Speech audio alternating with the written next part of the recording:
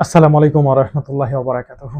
সম্মানিত দর্শক সকলকে স্বাগত জানাচ্ছি বিআর মাসুদ ভ্লগের আরো একটা নতুন ভিডিওতে। বন্ধুরা, আপনারা জানেন যে এই মুহূর্তে টানটান উত্তেজনা চলছে ভারত এবং বাংলাদেশ দুই দেশের মধ্যেই।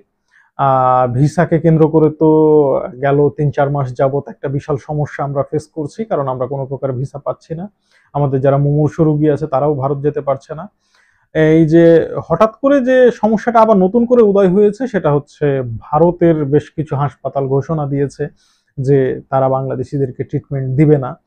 তো এই বিষয় নিয়ে কিন্তু অনেক বাংলাদেশি ভাই আমাকে জানিয়েছে, মাসুদ ভাই আসলে ঘটনা কি, আমরা নাকি ভারতে গিয়ে ট্রিটমেন্ট পাবো না। আমি আপনাদেরকে আশ্বস্ত করছি, এই সমস্ত বাটপারদের কথায় কান দিবেন না। জে.এন. রায় নামক যে হাসপাতাল কলকাতার ঘোষণা দিয়েছে বাংলাদেশিদেরকে সেবা দিবে না, এই হাসপাতালে বাংলাদেশিরা যায় না, এমনকি ইন্ডিয়ানরাও যায় না। এখন দেখছে এই সুযোগে যদি একটু নামটা তাদের চারিদিকে বৃদ্ধি করা যায়, যদি তাদের হাসপাতালের নামটা জনগণ জানতে পারে, এটুকুই তাদের লাভ। যে সমস্ত হাসপাতালগুলো এই ঘোষণাগুলো দিয়েছে, বলতে গেলে ওগুলো কোনোটাই চলে না। যেমন মনে করেন ভারতের অ্যাপোলো হাসপাতাল কি এমন কোনো ঘোষণা দিয়েছে?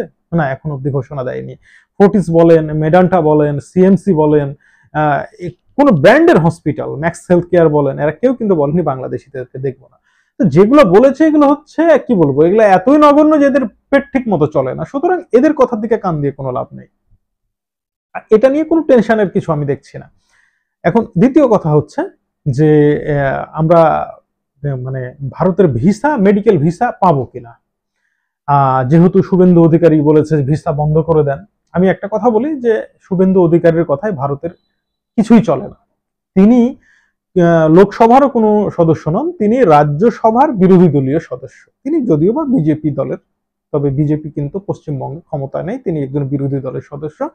এবং এর পরিচয়টা হচ্ছে তিনি হচ্ছেন একজন গোলালো। মমতা বন্দ্যোপাধ্যায়ের উষ্ঠা খেয়ে বিজেপিতে চলে এসেছেন। তার বহুদিনের স্বপ্ন ছিল মুখ্যমন্ত্রী হওয়ার, সেটা তিনি হতে পারেননি। এবং তিনি যে সমস্ত কথাগুলো বলেন সেগুলো হচ্ছে কি বলবো, শিষ্টাচার বহির্ভূত। শিষ্টাচার বলতে তার ভিতরে কোনো জিনিস নেই।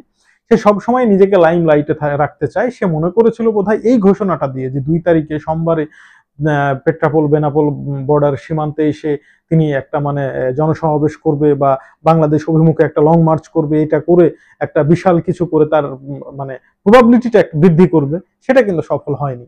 আর আমি ভালোভাবেই বলবো ভারতীয়দেরকে, যারা বাংলাদেশকে দখল করার স্বপ্ন দেখেন, বাংলাদেশে এসে হামলা করার স্বপ্ন দেখেন, খুব সাবধান।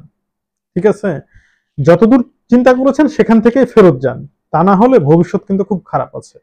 বাংলাদেশের মানুষ সম্পর্কে আপনাদের ধারণা নেই। 65 যুদ্ধে যখন ভারত পাকিস্তান যুদ্ধ হয়েছিল, সেই সময় ভারতের নেতারা ঘোষণা দিয়েছিল যে সকালে গিয়ে আমরা লাহোরে 1 কাপ চা খাবো, আর পাকিস্তানিরা ঘোষণা দিয়েছিল যে আমরা দিল্লিতে গিয়ে 2 রাকাত নফল নামাজ আদায় করব। 65 যুদ্ধে ভারতের যতগুলো ট্যাঙ্ক ধ্বংস হয়েছিল সব বেঙ্গল রেজিমেন্টের, এই বাংলাদেশের, এই বাংলার বীর সেনারা করেছিল।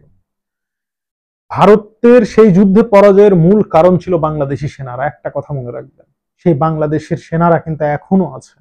বাংলাদেশি সেনাবাহিনীর সাথে বা বাংলাদেশি সীমান্তরক্ষীদের সাথে যে কয়টা মুখোমুখি যুদ্ধ হয়েছে ভারতের, এখন পর্যন্ত আপনাদের রেজাল্ট জিরো, একেবারে জিরো।